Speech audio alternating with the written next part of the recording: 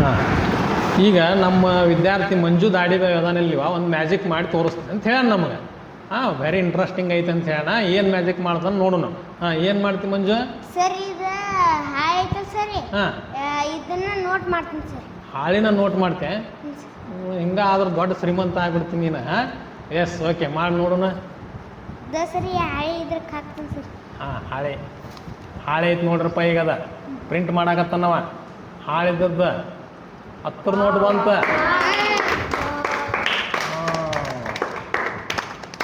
Very good. ಇದು ಹೆಂಗೆ ಸಾಧ್ಯ ಆಯ್ತು ನಮ್ಗೊಂದಿಟ್ಟು ಹೇಳಲ್ಲ, ಹೆಂಗೆ ಮಾಡಿದಿದ್ನ?